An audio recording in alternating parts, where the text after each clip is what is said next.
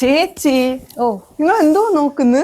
അതെ, നമ്മുടെ സർക്കാർ ഉദ്യോഗസ്ഥരുടെ വിരമിക്കൽ പ്രായം എത്രയാണെന്ന് എനിക്കറിയാവോ? അറിയാം, 60 വയസ്സ്. എന്ത് ചേച്ചി വിരമിക്കാൻ പോകുന്ന? സർക്കാർ ജോലിയില്ലാത്ത എന്നോടോ വിരമിക്കണം? അതിനൊക്കെ ഭാഗ്യം വേണോ അവിടെ?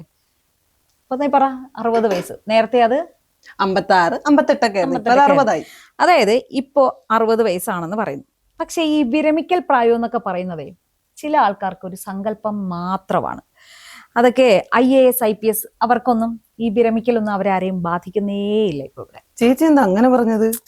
അതായത് ഇപ്പൊ നമ്മുടെ തിരുവിതാംകൂർ ദേവസ്വം ബോർഡ് അവിടെ വല്ല സ്വർണ്ണക്കൊള്ളയും മുൻ ദേവസ്വം ബോർഡ് പ്രസിഡന്റ് ഒക്കെ അറസ്റ്റിലാവുകയൊക്കെ ചെയ്തില്ലേ, ജയിലിലല്ലേ അവരൊക്കെ. അപ്പൊ ഈ സാഹചര്യത്തില് ആർക്കും പരാതിയില്ലാത്ത രീതിയിൽ ജയകുമാർ IAS സർക്കാർ തിരുവിതാംകൂർ ദേവസ്വം ബോർഡ് പ്രസിഡന്റ് ആക്കി. പക്ഷെ അപ്പോ അതിനെതിരെ ഈ IAS ഉദ്യോഗസ്ഥരെല്ലാം ചേർന്ന് ഹൈക്കോടതിയിൽ പരാതി കൊടുത്തിട്ടുണ്ട്. കാരണം അദ്ദേഹത്തിന് അതിനുള്ള യോഗ്യതയില്ല എന്ന് പറഞ്ഞിട്ട്. അതെന്ത്, അയാള് കിടിലോ അല്ലേ? അതെന്താ പറയാമോ, ഈ IAS അസോസിയേഷൻകാര് ജയകുമാറിനെതിരെ പരാതി കൊടുത്തിരിക്കുകയാണ്, കേസിന് പോയിരിക്കുകയാണ്. അതെന്ന് വെച്ചാല് സർക്കാർ ജീവനക്കാർക്ക് ഈ ദേവസ്വം ബോർഡിന്റെ പ്രസിഡന്റ് ആവാൻ ഉള്ള യോഗ്യതയില്ല, അവർ ആക്കാൻ പറ്റില്ല എന്ന്. അതിന് പുള്ളി സർക്കാർ ജീവനക്കാരനല്ല, പുള്ളിയൊക്കെ വിരമിച്ചതാ.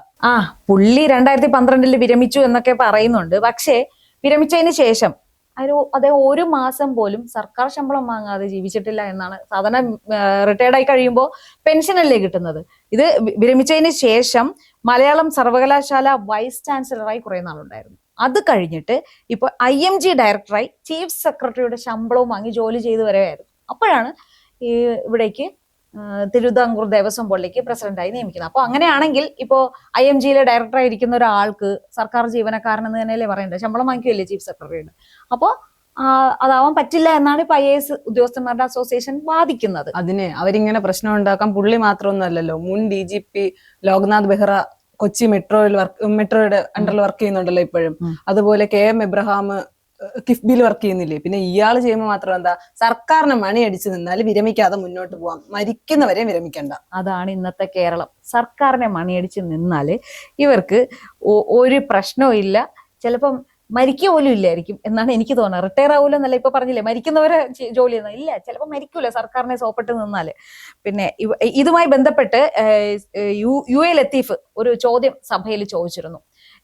ഇങ്ങനെ റിട്ടയർ ആയതിനു ശേഷവും സർക്കാരിന്റെ ജോലി ചെയ്യുന്ന IAS ഉദ്യോഗസ്ഥന്മാർ IPS ഉദ്യോഗസ്ഥന്മാരുടെ പേര് വിവരങ്ങളും എണ്ണവും ചോദിച്ചിട്ട് അതിനെന്താ മറുപടി കിട്ടിയെന്ന് നിനക്കറിയാമോ?